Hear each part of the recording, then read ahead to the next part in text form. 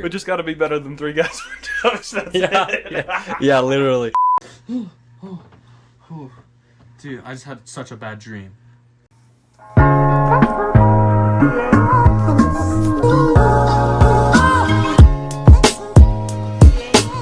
We're ready. Billy, send it off. I don't know what we're going to. Billy, send it off. What do you mean send it off? Introduce yourself. Introduce yourself. So, Well, we're back. we are. After over a year, you know, it's been a struggle staying away from the grind, staying away from the channel. We had to give other podcasts the chance to kind of like catch up with us. Some podcasts have, some podcasts haven't. Take Two pod. Yeah, we just gotta be better than Take Two podcasts, right? Gotta be better than Take Two podcasts. Yeah, but yeah, we weren't taking that disrespect, so you know we had to come out of retirement, show them who the real podcasters are, you know. So we're back, and Billy, you want to go ahead and send it in the World Cup? Let's get into the World Cup. Let's do it.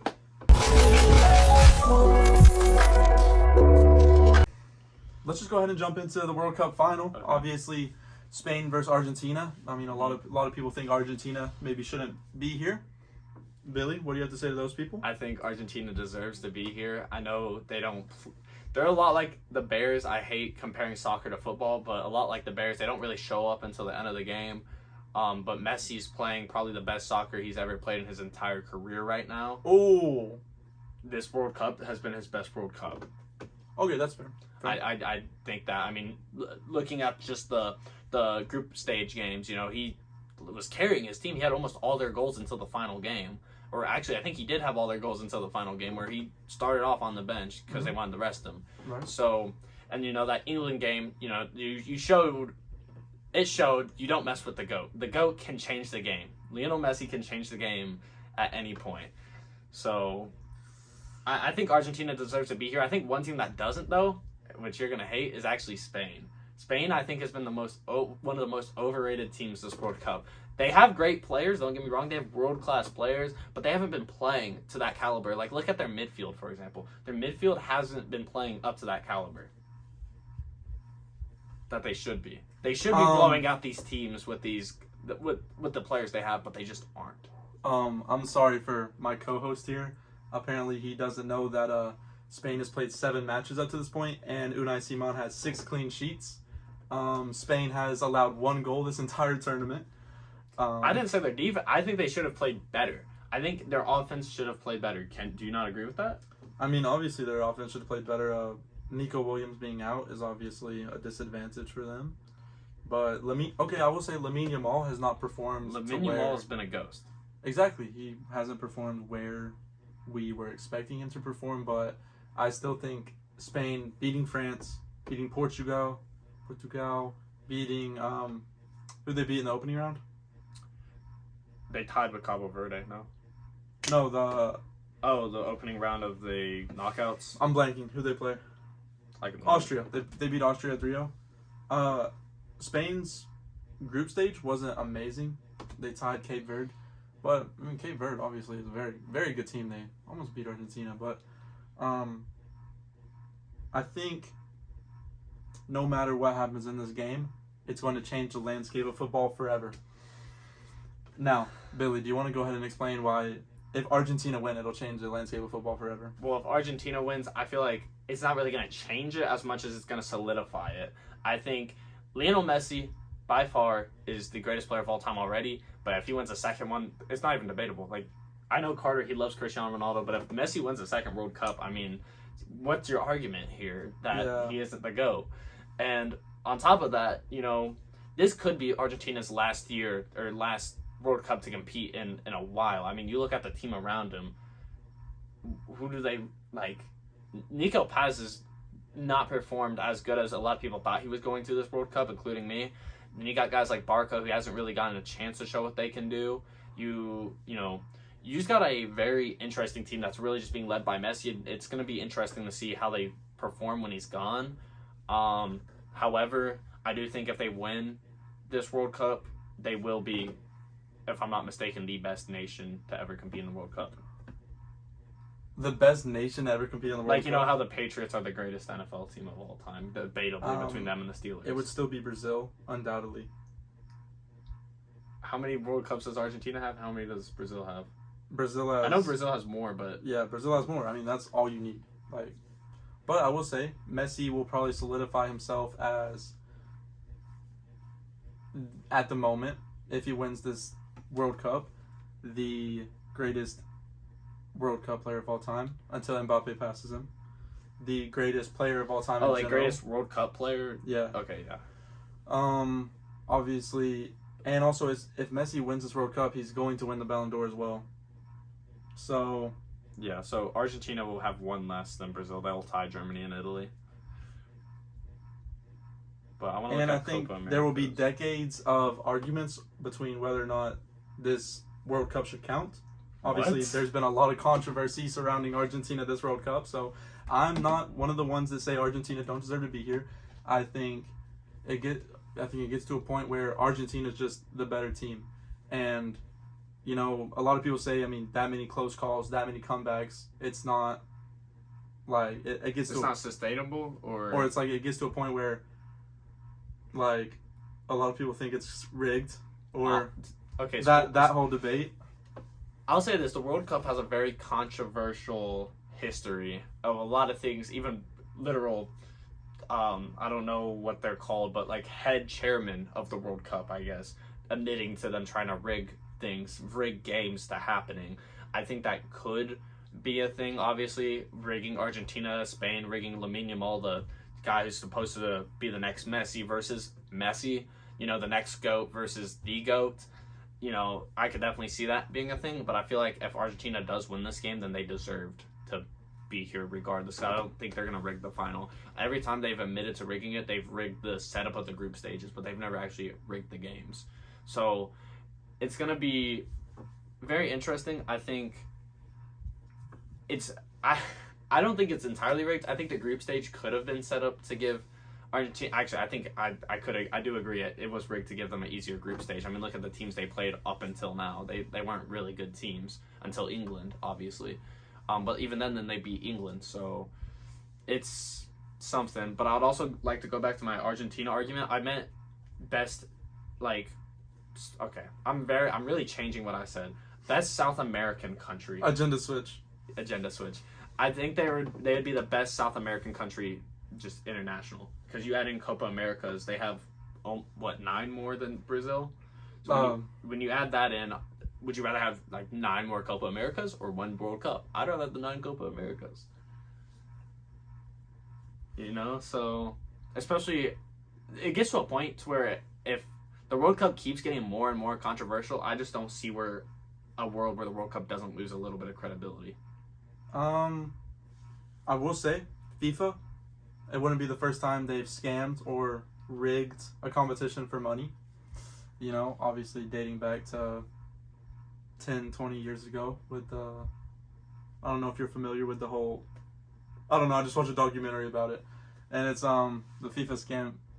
It's like a FIFA rigged something, but anyways. I watched a documentary of the entire World Cup and its history, but that happened a couple weeks ago, so I don't remember everything. Okay, but if Spain wins, Lamine Yamal will have conquered international football at 19 years of age. He will have a Euro. Okay. He will have a World Cup. Presuming if he wins this World Cup, he will also have a Ballon d'Or. But he will have been carried to the World Cup, and that will be the argument for a while. Honestly, that doesn't matter because Pele, in Pele's 3rd World Cup, which he won, it was really just I think he got injured in the group stage and he didn't play a single knockout game, but people still count that as a World Cup for him. I mean, I think it should still count as a World Cup for him, but I don't think it'll be equal to you know how some people don't count Messi's Ballon d'Ors as equal to Ronaldo's and vice versa? I think it'll be like that. I mean, Lamine Yamal, if we're doing that, Lamine Yamal only had 1 goal contribution in the Euros. That too. So did he really conquer international?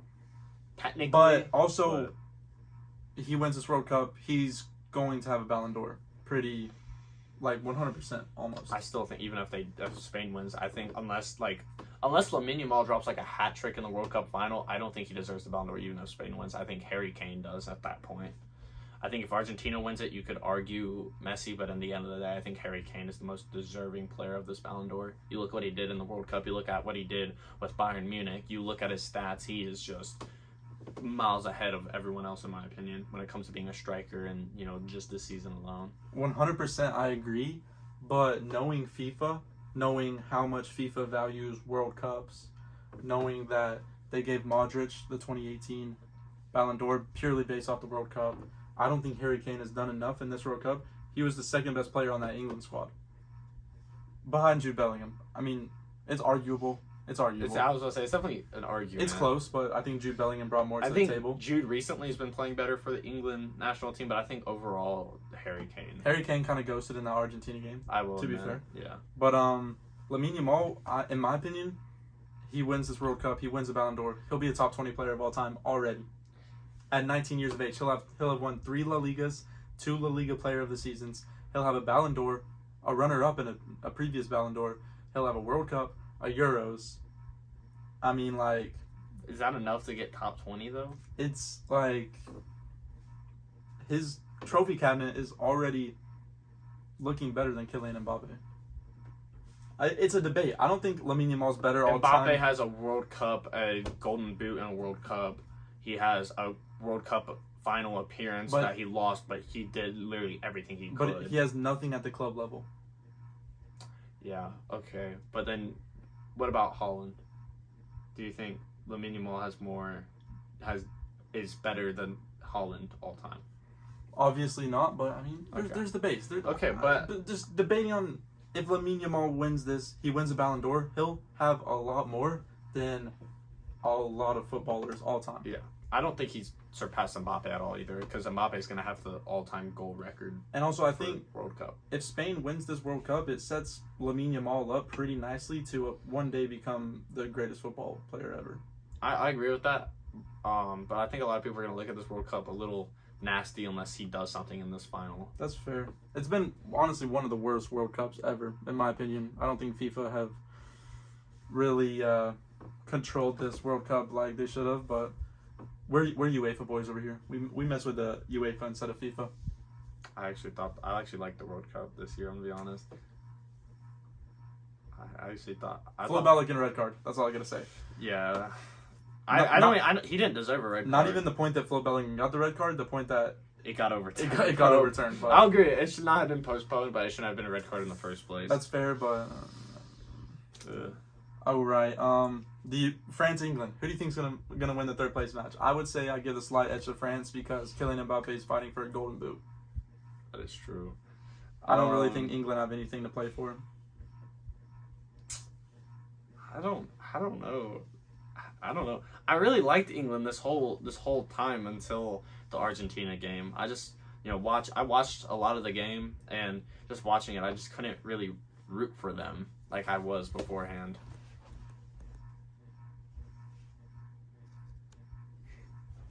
Was it recording that whole time? Okay. I will say Thomas Tuchel completely sold England that match. You want to know someone who shocked me? Playing Haram ball 1-0 up. Someone who shocked me is Anthony Gordon this World Cup. Doesn't he have 1 goal? He has like a bunch of assists though. Okay, that's fair.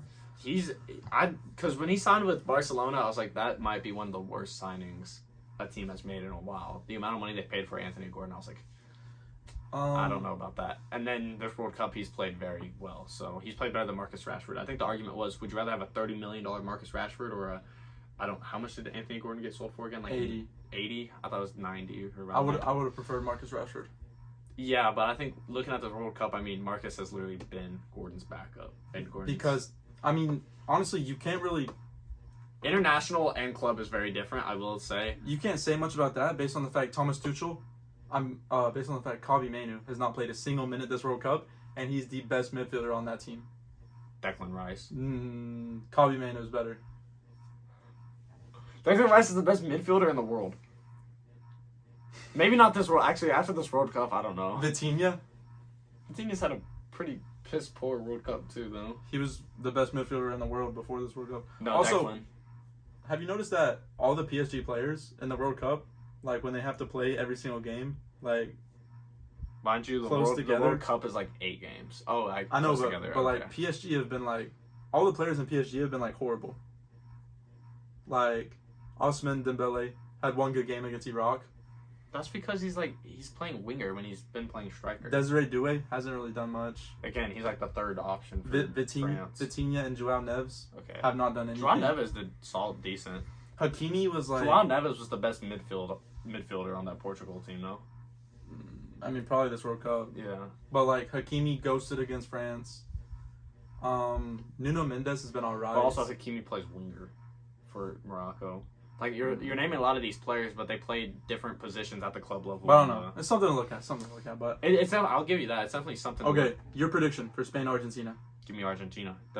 I think Messi, he's gonna solidify himself to go. I watched him play live. I watched him score a goal right in front of me. It was amazing. Just watching him play, it's like watching a robot. Like he just doesn't make mistakes. And with Spain, I've said it this whole World Cup. I think they've been underperforming, and I don't think that's gonna change. I think Argentina should win this. I think Messi's going to show why he is the GOAT, even at the age of, 38? 39? 39? 38, 39? Yeah. So, give me Argentina. Okay. I'm going to say final score. Give me 2-1 Argentina. Wow. Messi's going to score a goal and an assist. I think Julian Alvarez is going to score the game-winning goal in, the 80th minute.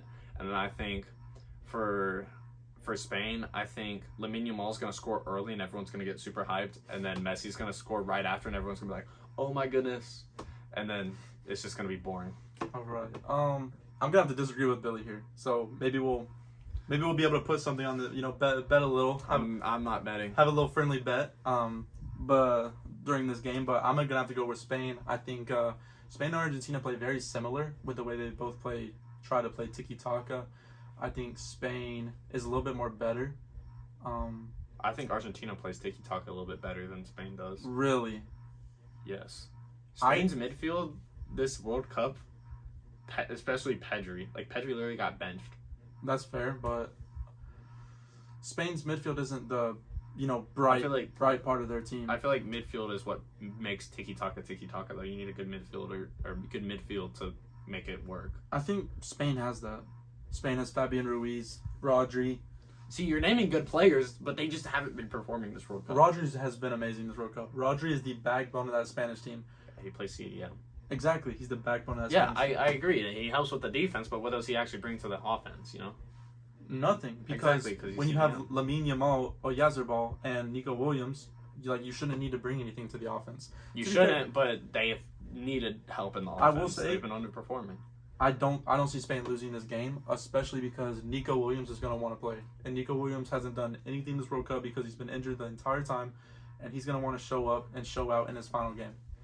And I also think Lamine Yamal, I know he ghosts in big games, but a World Cup final? He's ghosted this entire World Cup. He scored, 1 goal? I will say Argentina does have the experience, so that could affect the outcome of the game, but I'm still going to go with Spain here. Spain played phenomenal against France. Everything was clicking against France. Their defense looked amazing, playing against the best attack we've ever seen in a World Cup. I don't think that's crazy to say at all. Playing against 3 of the top 5 best players in the world. Kubarsi is one of the best center backs in the world, in my opinion, at this point. And Cucurella, also phenomenal, by the way. But yeah, I'm going to have to give the edge to Spain. I would like to actually change my prediction. I still think Argentina's going to win. I think it's going to be actually a 1-1. Lamine Yamal's going to score, and I think Messi's going to score, and I think it's going to go into pens. I think Argentina's going to win in pens. That is the fairy tale ending. I think Spain wins in extra time, actually, off a Mikel Merino game-winning goal. You're saying that because I'm an Arsenal fan. But you're talking about Nico Williams being back. What did he even do this year for Athletic Club? He scored 6 goals and 3 assists the entire season. He's a Spanish player. Some people show out for club versus country. He scored 6 goals in his entire Spain career. Nico Williams is the type of player. Let me fact check, but Nico Williams is the type of player to show out for Nico Williams in his World Cup career has 2 shots, That's World Cup, bro. 0 goals, 0 assists. Yeah, look at what bro did in the Euros. He did good in the Euros. I'll give him that, but is that all we have for soccer? Do we? I think so. Okay. I think so. How about this? Before this game goes, let's just take the World Cup final. Who do you think deserves to win the World Cup? Not who do you think will win. Who do you think deserves it? Between Spain and Argentina? No, or who do you think deserves to win the Ballon d'Or? My fault. The Ballon d'Or? Yes. I like. Not who do you think will win it. Who do you think deserves it? I feel like that's a big question because who do you think will win it is probably going to be either Lamine Yamal, Messi, and then there's that small chance it's Kane. Right now, or before, if this wasn't a World Cup year, I would have given it to either Kvaratskhelia or Harry Kane. I think Kane is the most deserving of it, but I think it's just gonna go to Messi, which I don't hate that. You know, it makes the MLS look better, but that's fair. But we love the MLS here. I'm going to be very upset if Argentina win and then Messi.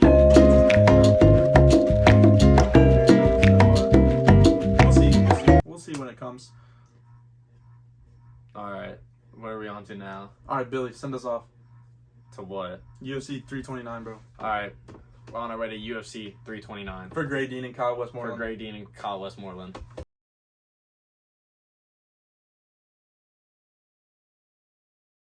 UFC 329. UFC 329. What do we think, Billy? I think. Can you stop touching me? I thought. Let's go ahead and send our prayers to Conor McGregor and his family. It was very disappointing. Actually, let's not talk about Conor McGregor. Maybe avoid that controversy. It's very sad that the fight ended like that. Max Holloway. Obviously, we're not big fans of Conor McGregor. Let's avoid being canceled here. We're not, amazing fans of Conor McGregor. But what did he do? Man, that's like a private session. But, I haven't caught up. I will say though, Max Holloway definitely had him weaken his knees.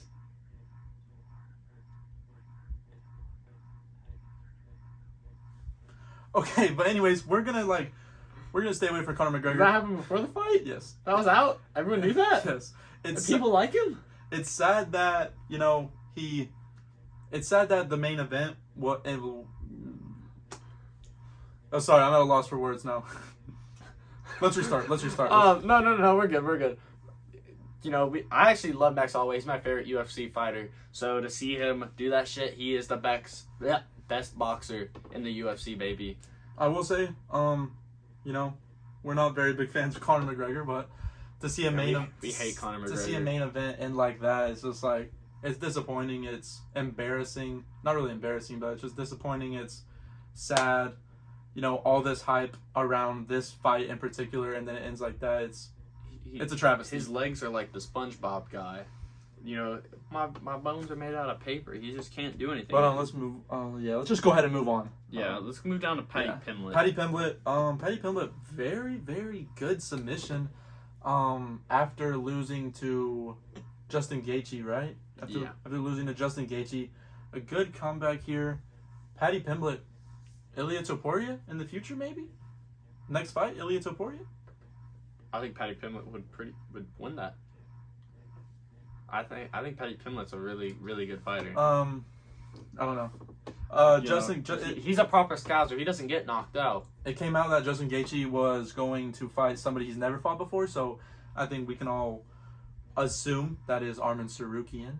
So I think that sets up Paddy Pimblett and Ilia Topuria, maybe does Charles Oliveira fight Topuria, or I don't know. The lightweight division as a whole is so mixed up and chaotic right now. It's hard to really say anything about it. But one thing that I took from this card was, okay, once again, Gable Steveson. We're not really big fans of his outside of the octagon, but what did he do?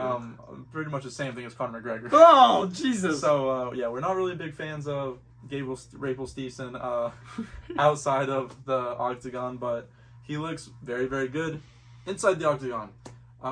Especially with how weak the heavyweight division is right now. you could see him making a run, maybe making a title shot in a year. I mean, as of right now, he looks so dominant. I think there's only 3 heavyweights that could beat him. You want to know a UFC fighter I like? Adesanya. Adesanya? Adesanya. You know, he doesn't do that type of stuff. I don't think. Does he? I'm not sure. I don't think so. Just say Islam or Daniel Cormier. Those are good guys, but yeah, not really much other about this card. We can say, do you think Conor McGregor's ever gonna fight again? I mean, he has 2 in his contract. He has 1 more fight left. No, he does, but it's Conor McGregor. I hope he fights 1 more fight and gets beat up by someone. I hope he fights Max Holloway again and just gets his butt kicked.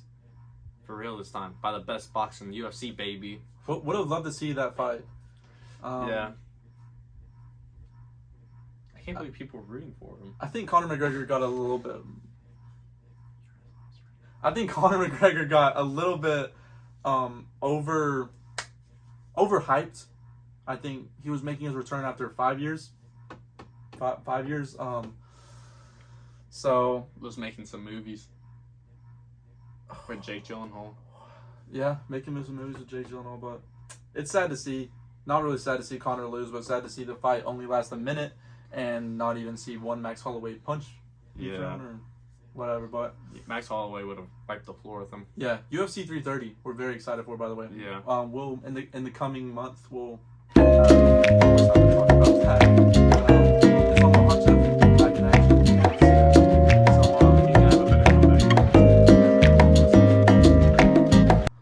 Now let's send our way to NBA. Let's do it. We're gonna talk about LeBron James. Yeah. About how he's gonna join.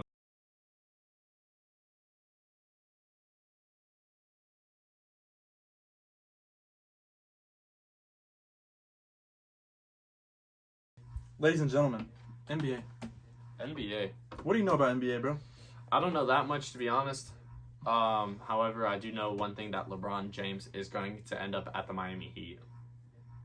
I'm being serious. I'm being serious. I genuinely think LeBron's going to end up on the Heat. I could see it, but... He'll be the point forward. He'll run point, and then we'll have Giannis at the 4, Bam at the 5. Or we'll move Giannis to the 3, put Bam at the 4, put Bobby at the 5, and then we just need a really good shooting guard. Bobby at the 5. Bobby Portis? I know. What's wrong with Bobby Portis? Anyways, I think the Miami Heat are out of the top 3 teams that are going to get LeBron, they're like the 3rd best team. They're the 3rd best fit. So obviously the Warriors, and then if I was LeBron, Cavs? I'd rather go to the Warriors, the 76ers, the Timberwolves, and the Cavaliers. He's not going. There's not even rumors of him going to the Sixers or Timberwolves. There was. I haven't seen anything about that. But I'm not sure where LeBron's going to go. We'll have to wait. And the Cavs, he would have to sign for the league veteran minimum. We'll see what LeBron is thinking. Wherever he goes, though, they're going to be a really, really strong title contender. Based on the fact that he's going to go to a team that's already a strong title contender. So, Or that's one piece away from being. One thing I'd like to talk about, what you've seen so far in Summer League. Who do you think is going to win Rookie of the Year? I know this is a hot take. This is a really big hot take, but I think Caleb Wilson. How did I know you were going to say Caleb Wilson? Because I told you when the camera was off. Maybe because he dropped 35 in his preseason game. And because he plays for a Chicago team and he has the initial CW. Caleb Williams, Caleb Wilson. Kobe White. Oh, son. But nah, I've Caleb Wilson, surprisingly, I've watched a lot of his Summer League, and I've also watched... Wait, really? You've watched his 2 games? Yeah. Okay. That's more games of Summer League I've watched ever, other than the Bronny James. Wait, how many? What was his free throw percentage in his second game? I don't know. 0 for 6. Listen. You want to know who else was really bad at free throws? Shaquille O'Neal. Shaquille O'Neal was a 7'4" center. Definitely not 7'4". He was like 7'2", 7'1". He was like, I thought he was kind of short. He was just big. I thought he was like 6'10". He was 7'1". All right. Anywho, thing is with Caleb Wilson, right? I've watched his interviews too, And he genuinely wants to be better than Michael Jordan. Do I think he'll be better than Michael Jordan? No. But I do think he will be the next best Bulls player they've had since Derrick Rose. I do think he'll be the best player they've had since Derrick Rose. Okay, that's not crazy. Who's really better than him? Like the best player there, what, Jimmy Butler? Josh Giddey. Averaged a triple-double that season. Very close to it. No, I don't think it was triple-double on the dot, but... I know Jimmy Butler on the Bulls wasn't that good, but he was like, he wasn't like he was on the Heat or the Wolves. Right. But, or the Sixers. Or the Sixers. But, yeah. Who do you think's going to win Rookie of the Year? I think it's a toss-up. I think this is probably the best draft class in, like, the past decade. I agree with that. Unless you want to argue the Wemby draft, just because Wemby himself is just... That's fair. I don't know. I see it as a toss-up. Obviously, I have a niche pick, and then I have, like, a guy that's went top 3, and I think he's going to win it. But my niche pick would be Yaxel. Yaxel to the Warriors. I think it's a very good fit. I think he's played decent as of so far in the summer league. Is he going to get starting minutes if LeBron goes there? First of all, I don't think LeBron's going to the Warriors, so that also... Who do you think LeBron's going to go to? Let's pause this. Who do you think LeBron's going to go to? The Cavs. You just say that because James Harden's on the Cat. Love James Harden. You think James... Like, he's not going for the league minimum. I just don't see it. And he also does not like their coach. I don't think. I swear I saw something about that. But who's your top 3 pick? Or who's your... actual probably Darren Peterson. Darren Peterson probably has the best fit. He's on the Jazz. Yeah, but he's really like he's the guard of that team. I think. Is Ace Bailey dead? Ace Bailey is still there. But Hey, shout out Ace Bailey, Chattanooga. Darren Peterson is that guy though. Darren Peterson. I don't think Darren Peterson's the third. I don't think Darren Peterson was a top 3 player in this draft. I think AJ, I think Cameron Boozer, and I think Caleb Wilson. Almost said Williams. Caleb Wilson are all gonna be better. Cameron Boozer. Cameron Boozer. I actually like Cameron Boozer, to be honest. But, me too. That's why I'm like Darren Peterson. Who was in last year's draft? Cooper Flag, right? And other than that, I think Darren Peterson would be easily. I think second. Yeah, easily second best player in that draft. So, it's just like he's in a tough draft. He still went second overall in this one, but I just think Caleb Wilson and Cameron Boozer are better, or are going to have better careers. But can't wait for the NBA season to start. Very excited. It's going to be a really, really good season. I think all the rookies, the LeBron decision of it all. I think the Miami Heat are going to be very interesting. Yeah. I know we signed a couple guys. We signed Tim Hardaway Jr., but I don't think that's going to push us over. A lot of very big trades. That is true. The Wizards, we're going to finally see how they do with Trae Young. The Wizards are going to be a very, very interesting team to watch. You really can. If AD can stay healthy. And Trae Young can stay healthy, and that's going to be one of the best teams of all time. No. Alex Sarr, Anthony Davis, Trae Young, now AJ Devonta. The bench has Keyshawn George, Trey Johnson. I think they have a high potential. That's a phenomenal team. With that being said, let's be honest, AD's probably going to get hurt, and then Trae Young's defense when AD gets hurt, exactly, it's going to hurt him. But the real starting 5 is probably going to play 3 games together all season. I don't know. I think a little more than that, but I wouldn't. Yeah. I think this Wizards team, I wouldn't be surprised if they won the championship. I wouldn't be surprised if they were a lottery team again. They're the Wizards. Exactly. It's I don't think they're. I think they'll at their best they'll make a good run in the playoffs, but I just don't see them winning at all. I can see it that way, but we're here at 2 Guys, 1 Closet. 2 Guys, 1 Closet. We are very much looking forward to seeing it unfold. So. Yeah. But anyways, you want to get to our first game mode of the day? Our first game mode. Did we have game modes beforehand? What's it called? We did not. So we're bringing back something new with the second season. We're gonna be calling it Rewind the Clock. Rewind the clock. Say it together, bro. Say it together. We're gonna be on 3 on 3. 1, 2, 3. Rewind the clock.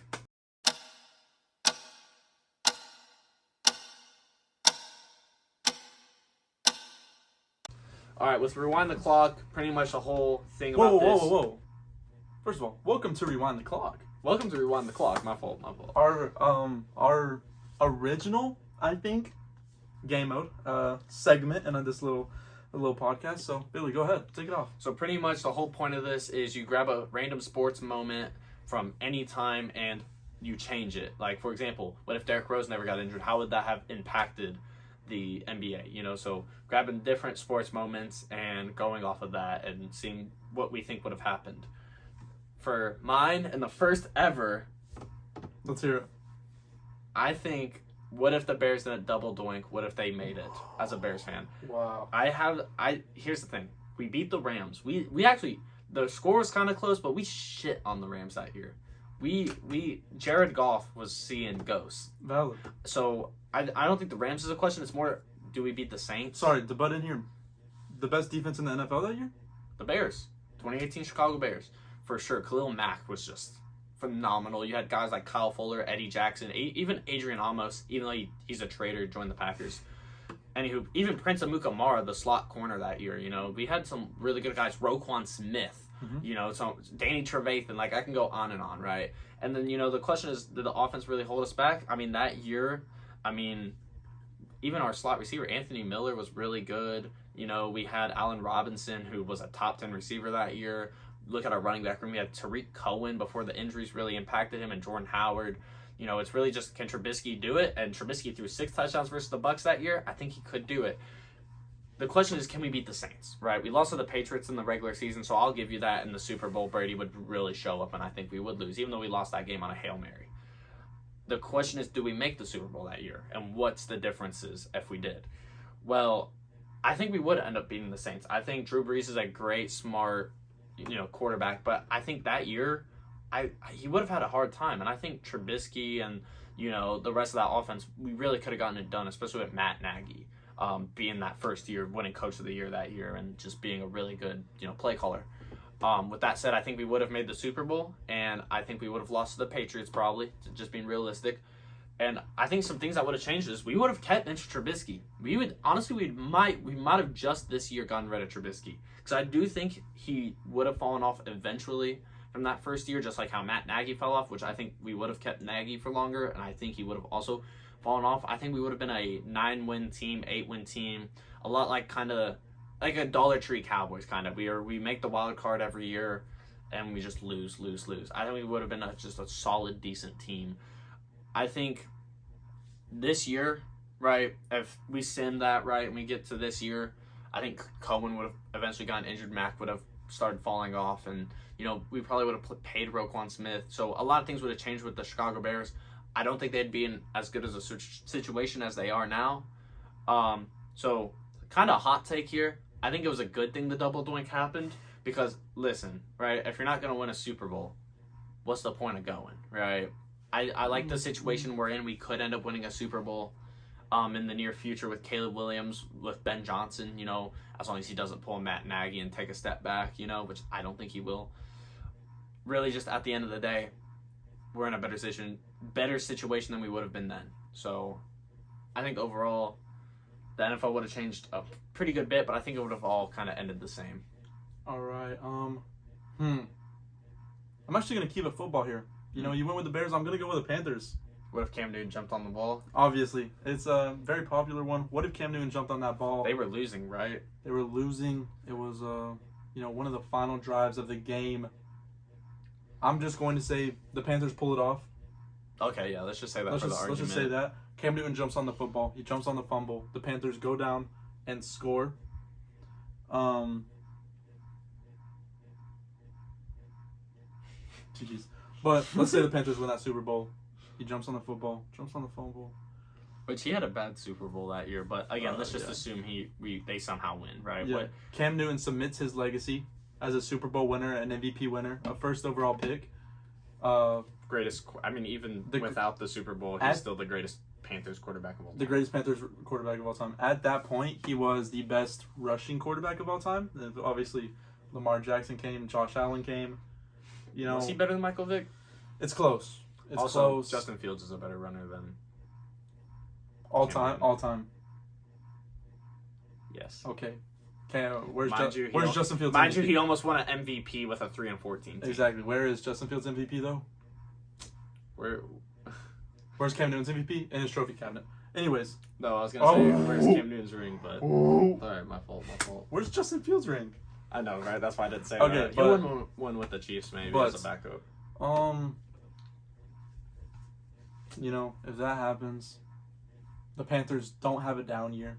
The Panthers potentially start their franchise legacy with head coach Ron Rivera. I think what I said with the Bears would have still happened with the Panthers. I think they would have just never reached that point again. I think a lot of the same things would have happened. That's fair. We went like 8.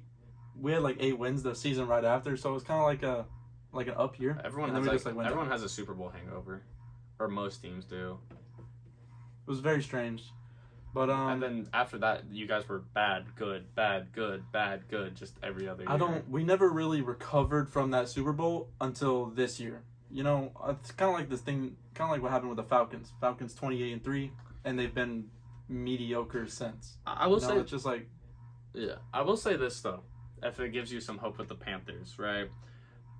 The Seahawks. Throwback to the Seahawks. Do you remember when they won like 6 games? They made the playoffs, and then they won a playoff game. Now, obviously, the Panthers didn't win their playoff game, but I'm just saying this: in the upcoming years, the Seahawks went on to win the Super Bowl. Maybe that happens with the Panthers before the Bears. Recently. Maybe before the Bears. I don't think so. But yeah, that was rewind the clock. Rewind the clock. Because we're trying out some new game modes here. I mean, trying to keep things entertaining. Let us better than Take Two. Better than Take Two podcasts. You know, let us know if you liked it in the comments. Yeah, we're ready to send it off to the final segment of the day. For the final segment of the day, we're going to Lock It In.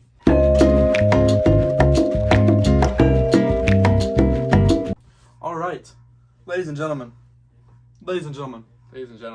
welcome to Lock It In. Let's go. All right, you go first. This is the segment of the podcast, the ending segment.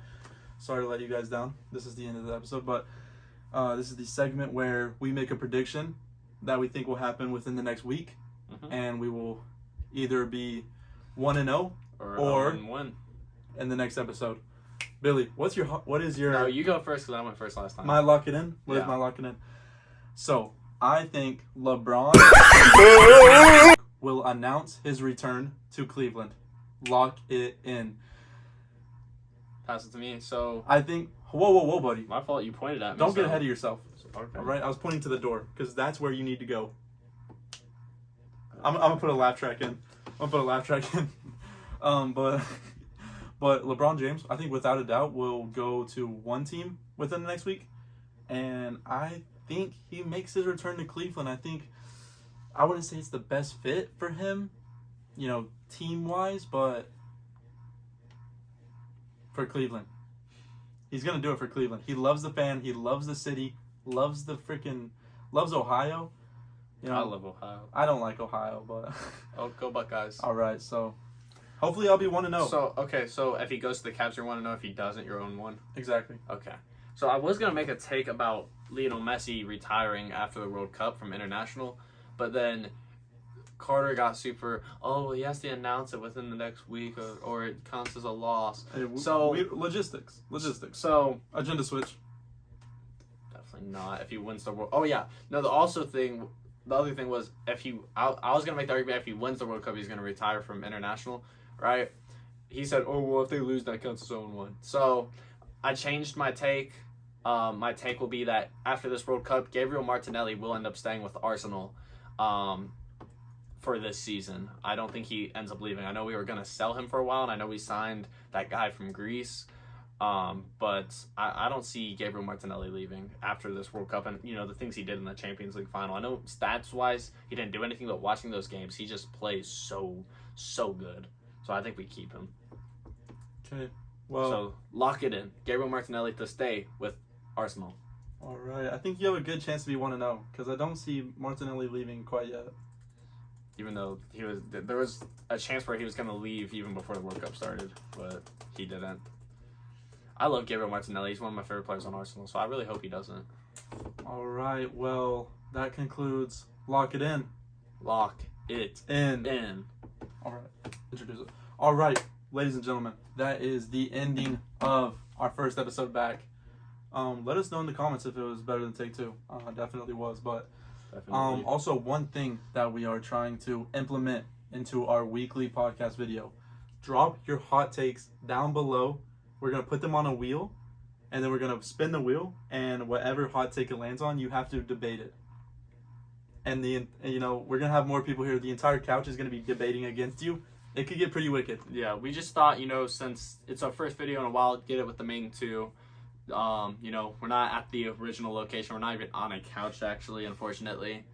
But, it's great to be back and, see what type of videos come out. And also be prepared for some non-podcast videos. Yeah. You might see some soccer challenge videos. You might see some, soccer, build a team videos, I guess. Like deal or no deal. No deal. Auctions, just stuff like that. Yeah, some football videos maybe, Yeah, So. keep a lookout.